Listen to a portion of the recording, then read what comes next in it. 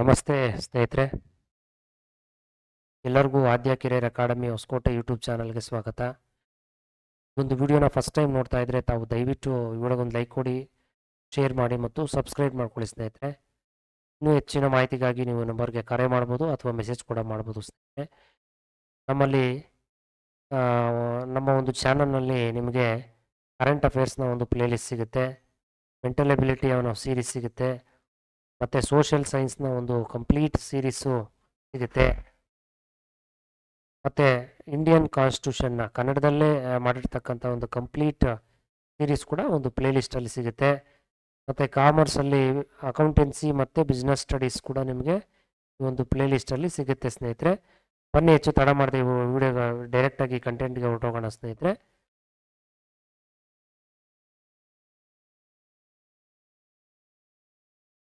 ಒಂದು ಕ್ಲಾಸಲ್ಲಿ ನಾವು ಚರ್ಚೆ ಮಾಡಬೇಕಾಗಿರೋದು ಏನಪ್ಪ ಅಂತಂದರೆ 8th ಸ್ಟ್ಯಾಂಡರ್ಡಲ್ಲಿ ಇರ್ತಕ್ಕಂಥ ಅಧ್ಯಾಯ 10 ಮಾನವ ಮತ್ತು ಸಂಸ್ಕೃತಿ ಅಂತೇಳಿ. ನಾವು ಈಗಾಗಲೇ ಸಂಸ್ಕೃತಿ ಮತ್ತು ಸಮಾಜದ ಬಗ್ಗೆ ಒಂದು ಸ್ವಲ್ಪ ಚರ್ಚೆ ಮಾಡಿದ್ವಿ. ಈಗ ಒಂದು ಚಾಪ್ಟ್ರಲ್ಲಿ ಮಾನವ ಮತ್ತು ಸಂಸ್ಕೃತಿ ಅಂತ ನೋಡೋಣ. ಲಾಸ್ಟ್ ಕ್ಲಾಸಲ್ಲಿ ಸಮಾಜಶಾಸ್ತ್ರದ ಬಗ್ಗೆ ಅಧ್ಯಯನ ಆಯಿತು. ಯಾರು ಸಮಾಜಶಾಸ್ತ್ರದ ಪಿತಾಮಹ ಯಾರು? ಕಮೆಂಟ್ ಸೆಕ್ಷನಲ್ಲಿ ಕಮೆಂಟ್ ಮಾಡಿ ಸ್ನೇಹಿತರೆ. Who is the father of sociology? ಏನಾ ಕಮೆಂಟ್ ಮಾಡಿ. ಯಾರಾದರೂ ವಿಡಿಯೋ ನೋಡ್ತಾ ಇರೋರು ಕಮೆಂಟ್ ಮಾಡಿ ದಯವಿಟ್ಟು. ಓಕೆ, ನೋಡಿ, ನಮ್ಮ ದಿನನಿತ್ಯದ ಸಂಭಾಷಣೆಯಲ್ಲಿ ಸಂಸ್ಕೃತಿ ಅಂತಕ್ಕಂಥ ಒಂದು ಪದವು ಉತ್ತಮ ವರ್ತನೆಯನ್ನು ಸೂಚಿಸಲು, ಆಚಾರ ವಿಚಾರ ರೂಢಿ ಸಂಪ್ರದಾಯಗಳನ್ನು ವಿವರಿಸಲು ವ್ಯಾಪಕವಾಗಿ ನಾವು ಬಳಸ್ತೀವಿ ಅಲ್ವಾ? ನಮ್ಮ ಸಂಸ್ಕೃತಿ ನಾವು ಎತ್ತಿ ತೋರಿಸ್ಬೇಕು ಅಂತಂದರೆ ನಮ್ಮ ವರ್ತನೆ ಹೇಗಿರುತ್ತೆ, ನಮ್ಮ ಬಿಹೇವಿಯರ್ ಹೇಗಿರುತ್ತೆ, ನಮ್ಮ ಆಚಾರ ಆಗಿರ್ಬೋದು, ವಿಚಾರ ಆಗಿರ್ಬೋದು, ನಮ್ಮ ಸಂಪ್ರದಾಯಗಳಾಗಿರ್ಬೋದು, ನಮ್ಮ ರೂಢಿ ನಾವೇನು ಮಾಡ್ಕೊಂಡು ಬಂದಿರ್ತೀವಿ ಆ ಕಾಲದಿಂದನೂ, ಅದೇ ನಮಗೆ ಎತ್ತಿ ತೋರಿಸ್ತಕ್ಕಂಥ ಒಂದು ಸನ್ನಿವೇಶ ಆಗಿರುತ್ತೆ ಸ್ನೇಹಿತರೆ. ಹಾಗಾದರೆ ಸಮಾಜಶಾಸ್ತ್ರದಲ್ಲಿ ಈ ಪದವನ್ನು ಹೇಗೆ ಬಳಸಲಾಗುತ್ತೆ ನೋಡೋಣ. ಸಂಸ್ಕೃತಿ ಅನ್ನತಕ್ಕಂಥ ಪದ ಇಂಗ್ಲೀಷ್ ಪದ ಸ್ನೇಹಿತರೆ. ಅದನ್ನು ನಾವು ಕಲ್ಚರ್ ಅಂತ ಕರಿತೀವಿ. ಸಂಸ್ಕೃತಿ ಅನ್ನೋ ಪದವು ಇಂಗ್ಲೀಷ್ ಭಾಷೆಯಲ್ಲಿ ಕಲ್ಚರ್ ಎಂದು ಜನಪ್ರಿಯವಾಗಿದೆ. ಏನಾ ಇಂಗ್ಲೀಷಲ್ಲಿ ಕಲ್ಚರ್ ಅಂತ ಕರಿತೀವಿ. ಮತ್ತು ಲ್ಯಾಟಿನಲ್ಲಿ ಏನು ಕರಿತೀವಿ? ಕೊಲೆರೆ ಅಂತ ಕರಿತೀವಿ ಲ್ಯಾಟಿನಲ್ಲಿ. ಏನಂಗಂದ್ರೆ ಕೃಷಿ ಮಾಡು ಅಂತ ಅರ್ಥ. ಕೃಷಿ ಮಾಡಪ್ಪ ನೀನು ಅಂತ ಅರ್ಥ. ಕೊಲೆರೆ ಅಂತಂದರೆ ಕೃಷಿ ಮಾಡು ಅಂತ. ನೋಡಿ, ಸಂಸ್ಕೃತಿಯನ್ನ ಈ ರೀತಿ ವಿವಿಧ ಸಮಾಜಶಾಸ್ತ್ರಜ್ಞರು ವಿವಿಧ ರೀತಿಯಲ್ಲಿ ವಿವರಣೆ ಕೊಟ್ಟಿದ್ದಾರೆ. ಮಾನವರು ಸಮಾಜದ ಒಂದು ಸದಸ್ಯನಾಗಿದ್ದುಕೊಂಡು, ಏನಾ ಮಾನವನು ಸಮಾಜದಲ್ಲಿರ್ತಕ್ಕಂಥ ಒಬ್ಬ ಸದಸ್ಯನಾಗಿದ್ದುಕೊಂಡು ಏನೇನು ಕಲಿತಾನೆ ಸ್ನೇಹಿತರೆ? ಜ್ಞಾನ ಕಲಿತಾನೆ, ಕಲೆ ಕಲಿತಾನೆ, ನೈತಿಕ ನಿಯಮ ಕಲಿತಾನೆ, ಕಾನೂನಿನ ಬಗ್ಗೆ ಅರಿವು ಕಲಿತಾನೆ, ರೂಢಿ ಸಾಮರ್ಥ್ಯಗಳನ್ನು ಕಲಿತಾನೆ, ನೈಪುಣ್ಯತೆಗಳನ್ನು ಇವೆಲ್ಲ ಕಲಿತಾನೆ ಅಲ್ವಾ ಸ್ನೇಹಿತರೆ? ಒಬ್ಬ ಮನುಷ್ಯ ಸಮಾಜದಲ್ಲಿ ಇವೆಲ್ಲ ಕಲಿತಾನೆ. ಈ ಒಂದು ವ್ಯವಸ್ಥೆನೇ ನಾವು ಸಂಸ್ಕೃತಿ ಅಂತ ಕರೆಯೋದು. ಇವೆಲ್ಲ ತಿಳ್ಕೊಂಡ್ರೇನೆ ನಮ್ಗೆ ಒಳ್ಳೆ ಸಂಸ್ಕೃತಿ ಅಂತಕ್ಕಂಥದ್ದು ಬರೋದು. ಇಲ್ಲಾಂದ್ರೆ ನಮಗೆ ಎಲ್ಲಿ ಕಲಿತೀವಿ ನಾವು ಸಂಸ್ಕೃತಿ ಅನ್ನತಕ್ಕಂಥದ್ದು? ನಾವು ಕಲಿಯೋದೇ ಇಲ್ಲ. ನೋಡಿ, ಸಂಸ್ಕೃತಿ ಅಂತಕ್ಕಂಥದ್ದು ಹೇಗಪ್ಪ ನಮಗೆ ಕಂಡುಕೊಳ್ತೀವಿ ನಾವು ಅಂತಂದ್ರೆ, ಸಮಾಜದ ಒಂದು ಭೌಗೋಳಿಕ ರಚನೆ ಮತ್ತು ಪರಂಪರೆಯ ಅಗತ್ಯತೆಗಳು. ಒಂದೊಂದು ಜಾಗದಲ್ಲಿ ಒಂದೊಂದು ಥರ ಸಂಸ್ಕೃತಿ ಇರುತ್ತೆ. ಕರ್ನಾಟಕದಲ್ಲಿರೋ ಸಂಸ್ಕೃತಿ ಗುಜರಾತಲ್ಲಿಲ್ಲ, ಗುಜರಾತಲ್ಲಿರೋ ಸಂಸ್ಕೃತಿ ಮಣಿಪುರದಲ್ಲಿಲ್ಲ ಅಲ್ವಾ? ಒಂದೊಂದು ಜಾಗದಲ್ಲಿ ಒಂದು ಭೌಗೋಳಿಕ ರಚನೆ ಅಂತಕ್ಕಂಥದ್ದು ಒಂದೊಂದು ಜಾಗದಲ್ಲಿ ಒಂದೊಂದು ರೀತಿ ರಚನೆ ಇರುತ್ತೆ. ಮತ್ತು ಅವರು ಪರಂಪರೆಯಿಂದನೂ ಕಾಲದಿಂದನೂ ಬಳಸ್ಕೊಂಡು ಬರ್ತಾ ಇರ್ತಾರೆ. ಈಗ ತಮಿಳ್ನಾಡಲ್ಲಿ ಪೊಂಗಲ್ ಫೇಮಸ್ಸು. ಪೊಂಗಲ್ ಅಂತೀವಿ ಸಂಕ್ರಾಂತಿಗೆ ಅಲ್ವಾ? ನಮ್ಮ ಕರ್ನಾಟಕದಲ್ಲಿ ಸಂಕ್ರಾಂತಿ ಅಂತೀವಿ, ಅವರು ಪೊಂಗಲ್ ಅಂತಾರೆ. ಸಂಕ್ರಾಂತಿ ಅನ್ನಲ್ಲ, ಅವರು ಸಂಕ್ರಾಂತಿ ಅಂತಾರೆ, ಅವರು ಸಾರಿ ಪೊಂಗಲ್ ಅಂತಾರೆ ಅವರು. ಆ ರೀತಿ ಪರಂಪರೆಯಿಂದ ಏನು ಹೇಳ್ಕೊಂಡು ಬಂದಿರ್ತಾರೋ ಅದನ್ನೇ ಅವರು ಫಾಲೋ ಮಾಡ್ತಾರೆ ಸ್ನೇಹಿತರೆ. ಅದನ್ನೇ ನಾವು ಸಂಸ್ಕೃತಿ ಅಂತಕ್ಕಂಥದ್ದು ಹೇಳೋದು. ಒಂದು ಸಮಾಜ ಸಂಸ್ಕೃತಿಯ ಮತ್ತೊಂದು ಸಮಾಜಕ್ಕಿಂತ ವಿಭಿನ್ನವಾಗಿರುತ್ತೆ, ಡಿಫರೆಂಟ್ ಆಗಿರುತ್ತೆ. ಎಲ್ಲ ಒಂದೇ ಸಂಸ್ಕೃತಿ ಆಗಿರಲ್ಲ. ನಮ್ಮ ಸಂಸ್ಕೃತಿನೇ ಬೇರೆ, ನಿಮ್ಮ ಸಂಸ್ಕೃತಿನೇ ಬೇರೆ. ಹಾಗಂತೇಳಿ ನಾವು ಬೇರೆಯವ್ರ ಸಂಸ್ಕೃತಿನ ಕೆಟ್ಟ ಸಂಸ್ಕೃತಿ, ನಮ್ಮ ಸಂಸ್ಕೃತಿ ಒಳ್ಳೆ ಸಂಸ್ಕೃತಿ ಅಂತ ಹೇಳಂಗಿಲ್ಲ ಅಲ್ವಾ? ನಾವು ಇನ್ನೊಬ್ಬರನ್ನ ದೋಷಣೆ ಮಾಡಂಗಿಲ್ಲ, ಇನ್ನೊಬ್ಬರ ಸಂಸ್ಕೃತಿನ ನಾವು ಕೆಟ್ಟದು ಅಂತ ಹೇಳಂಗಿಲ್ಲ. ಮತ್ತು ಈ ಸಂಸ್ಕೃತಿ ಅಂತಕ್ಕಂಥದ್ದು ಪೀಳಿಗೆಯಿಂದ ಪೀಳಿಗೆಗೆ ವರ್ಗಾವಣೆ ಆಗ್ತಾ ಇರುತ್ತೆ ಸ್ನೇಹಿತರೆ. ಅದು ಚೇಂಜ್ ಆಗ್ತಾ ಇರುತ್ತೆ, ತಲಾಂತರವಾಗಿ ನಾವು ವರ್ಗಾವಣೆ ಮಾಡ್ಕೊಂಡು ಬರ್ತಾ ಇರ್ತೀವಿ. ಇದು ಯಾರಿಂದ ಬಂದಿರೋದು? ಹಿರಿಯಿಂದ ಬಂದಿರೋದು ಈ ಒಂದು ಕಾನ್ಸೆಪ್ಟು. ಅಲ್ವಾ? ಈ ತರ ಬದಲಾವಣೆ ಮಾಡ್ಕೊಂಡು ಹೋಗ್ತಾ ಇರ್ತೀವಲ್ಲ, ಅದು ಯಾರಿಂದ ಬಂದಿರೋದು? ಹಿರಿಯರಿಂದ. ಹಿರಿಯರು ಹೇಳ್ಕೊಟ್ಟಿರೋದು ನಮ್ಗೆ. ಆ ಸಂಸ್ಕೃತಿ ಅಂತಕ್ಕಂಥದ್ದು ಹೇಗೆ ನಾವು ಧರಿಸ್ತಕ್ಕಂಥ ಉಡುಪಿನ ಶೈಲಿ ಆಗಿರ್ಬೋದು, ಕೇಶದ ಶೈಲಿ ಆಗಿರ್ಬೋದು, ಆಹಾರ ಶೈಲಿ. ಈಗ ಸೌತ್ ಆಫ್ರಿಕಾವ್ರದ್ದು ಏರ್ಸ್ ಹೇಗಿದೆಯಪ್ಪ, ನಮ್ಮ ಭಾರತದವ್ರದ್ದು ಏರ್ಸ್ ಹೇಗಿದೆ, ಹೋಗ್ಲಿ ಅಮೆರಿಕ ಅವ್ರದ್ದು ಏರ್ಸ್ ಹೇಗಿದೆ, ಜಪಾನ್ ಅವ್ರದ್ದು ಏರ್ಸ್ ಹೇಗಿದೆ, ಚೀನಾದವ್ರ ಏರ್ಸ್ ಹೇಗಿದೆ, ಚೀನಾದವ್ರ ಕಣ್ಣುಗಳು ಹೇಗಿದೆ ಹೋಗ್ಲಿ. ನಿಮ್ಗೆಲ್ಲ ಫೇವ್ರೇಟ್ ಅಲ್ವಾ? ನಿಮ್ಗೆಲ್ಲ ಖುಷಿ ಆಗುತ್ತೆ ಚೀನಾದವರ ಕಣ್ಣನ್ನು ನೋಡಿದ್ರೆ. ಈ ರೀತಿ ಒಬ್ಬೊಬ್ಬರ ಒಂದು ಶೈಲಿನ, ಒಬ್ಬೊಬ್ಬರ ಒಂದೊಂದು ಶೈಲಿನ ನಾವು ಅವರವರ ಸಂಸ್ಕೃತಿಗೆ ನಾವು 10 ವರ್ಷಗಳಿಂದ ಸಾಕಷ್ಟು ಬದಲಾವಣೆ ಆಗ್ತಾ ಬಂದಿದೆ ಸ್ನೇಹಿತರೆ, ಅಲ್ವಾ?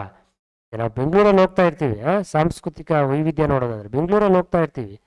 ಬೆಂಗಳೂರಲ್ಲಿ ನೋಡ್ಕೊಂಡು ಹೋಗ್ತಾ ಇದ್ರಿ, ಯಾವುದೋ ಒಂದು ಏರಿಯಾಗೆ ಹೋದ್ರೆ MG ರೋಡಲ್ಲೋ ಯಾವುದೋ ಒಂದು ರಿಚ್ಮಂಡ್ ರೋಡಲ್ಲೋ ಯಾವುದೋ ಒಂದು ರೋಡಲ್ಲಿ ಹೋಗ್ತಾ ಇರ್ತೀವಿ. ಆ ರೋಡಲ್ಲಿ ಹೋದ್ರೆ ನಮ್ಗೆಲ್ಲರೂ ಒಂದೇ ಥರ ಇರೋರು ಸಿಗ್ತಾರ? ಡಿಫ್ರೆಂಟ್ ಬಟ್ಟೆ ಹಾಕ್ಕೊಂಡಿರ್ತಾರೆ. ಡಿಫ್ರೆಂಟ್ ಬಟ್ಟೆ ಹಾಕ್ಕೊಂಡಿರೋ ನಮ್ಮ ಕಣ್ಣಿಗೆ ಬೀಳ್ತಾರೆ.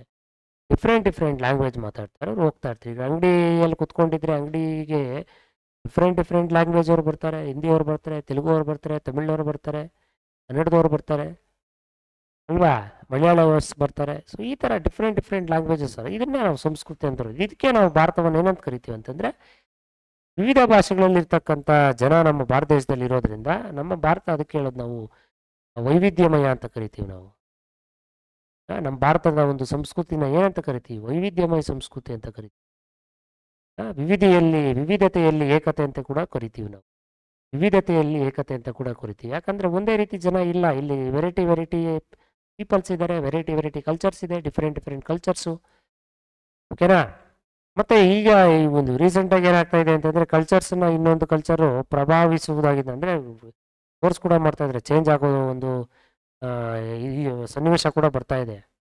ಒಬ್ಬರು ಕಲ್ಚರ್ನ ಇನ್ನೊಂದು ಕಲ್ಚರ್ಗೆ ಅಡಿಕ್ಟ್. ಫಾರ್ ಎಕ್ಸಾಂಪಲ್ ಕ್ರಿಶ್ಚಿಯನ್ಸ್ ಏನು ಮಾಡ್ತಾರೆ, ಹಿಂದೂಗಳು ಕನ್ವರ್ಟ್ ಆಗ್ತಾರೆ.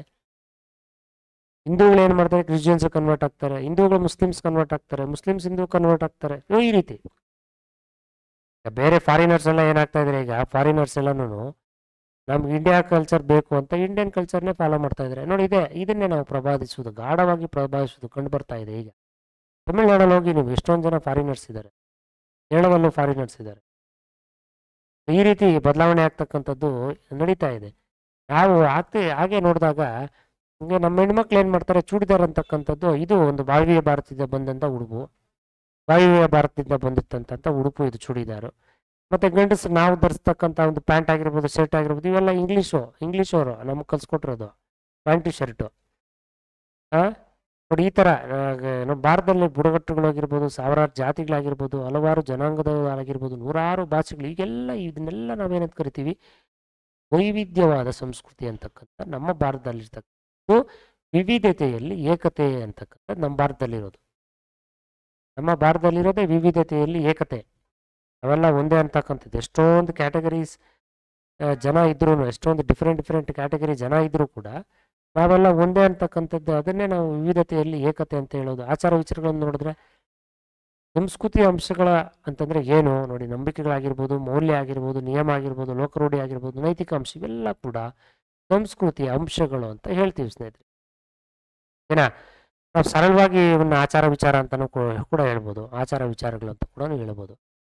ಮತ್ತೆ ನೋಡಿ, ಸ್ವಾತಂತ್ರ್ಯ, ಪ್ರಾಮಾಣಿಕತೆ, ಶುಚಿತ್ವ, ವಿಧೇಯಕತೆ, ರಾಷ್ಟ್ರಪತಿ, ಇವೆಲ್ಲ ಮೌಲ್ಯಗಳು, ವ್ಯಾಲ್ಯೂಸ್. ಇವೆಲ್ಲ ನೋಡಿ, ವ್ಯಾಲ್ಯೂಸ್ ಅಂದರೆ ಏನು ಇಲ್ಲ. ಸೊಸೈಟಿ ನಮಗೆ ಎಕ್ಸ್ಪೆಕ್ಟ್ ಮಾಡುತ್ತೆ ಒಂದು ಬಿಹೇವಿಯರ್ನ ಎಕ್ಸ್ಪೆಕ್ಟ್ ಮಾಡುತ್ತೆ. ಸಮಾಜ ಏನು ಮಾಡುತ್ತೆ, ವ್ಯಕ್ತಿಗಳಿಂದ ನಿರೀಕ್ಷಿಸುವ ನಡತೆಯ ಕ್ರಮ ಅಂತಕ್ಕಂಥದ್ದೇ ಒಂದು ವ್ಯಾಲ್ಯೂ ಅಲ್ವಾ?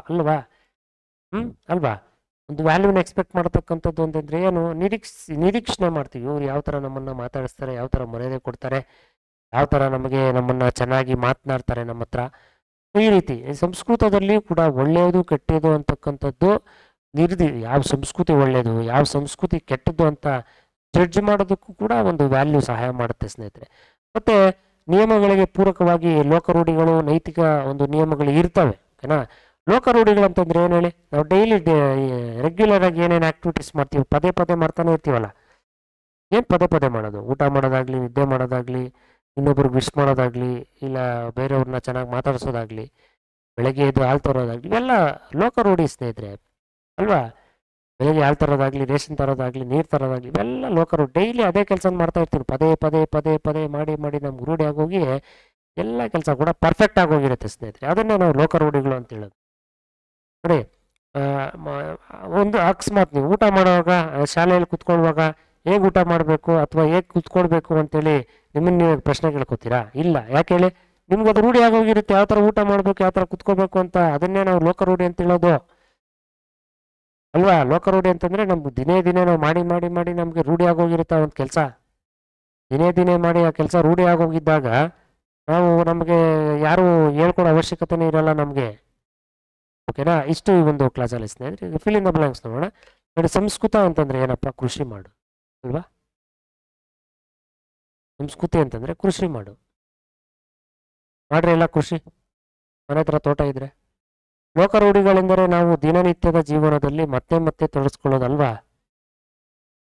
ದಿನನಿತ್ಯದ ಜೀವನದಲ್ಲಿ ಮತ್ತೆ ಮತ್ತೆ ಅಥವಾ ಪದೇ ಪದೇ ತೊಡಗಿಸಿಕೊಳ್ಳುವ ಚಟುವಟಿಕೆಗಳು.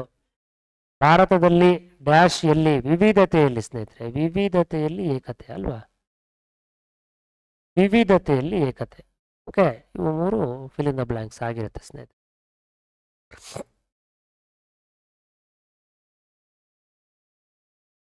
ಸೊ ಈ ಒಂದು ಕ್ಲಾಸ್ ಎಲ್ಲರಿಗೂ ಇಷ್ಟ ಆಗಿರ್ಬೋದು ಅಂತ ನನ್ನ ಭಾವನೆ. ಯಾರೆಲ್ಲ ಈ ಒಂದು ಕ್ಲಾಸನ್ನು ಕೇಳ್ತಾ ಇದ್ದೀರಾ ದಯವಿಟ್ಟು ಹಾಗೆ ಒಂದು ಟಕ್ ಅಂತ ಒಂದು ಲೈಕ್ ಪ್ರೆಸ್ ಮಾಡಿ. ಮತ್ತು ಯಾರು ಸಬ್ಸ್ಕ್ರೈಬ್ ಆಗಲಿಲ್ಲ, ಸಬ್ಸ್ಕ್ರೈಬ್ ಆಗಿಲ್ಲದೆ ನೋಡ್ತಾ ಇರ್ತೀರಾ, ದಯವಿಟ್ಟು ಅವರು ಕೂಡ ಒಂದು ಸಬ್ಸ್ಕ್ರೈಬ್ ಬಟನ್ನ ಪ್ರೆಸ್ ಮಾಡಿಕೊಂಡು ಬೆಲ್ ಬಟನ್ ಪ್ರೆಸ್ ಮಾಡಿಕೊಂಡು ಓಕೆ ಮಾಡ್ಕೊಳ್ಳಿ ನೋಟಿಫಿಕೇಶನ್ಸು. ಸೊ ನೆಕ್ಸ್ಟ್ ಕ್ಲಾಸಲ್ಲಿ ಭೇಟಿ ಆಗೋಣ ಸ್ನೇಹಿತರೆ. Thank you.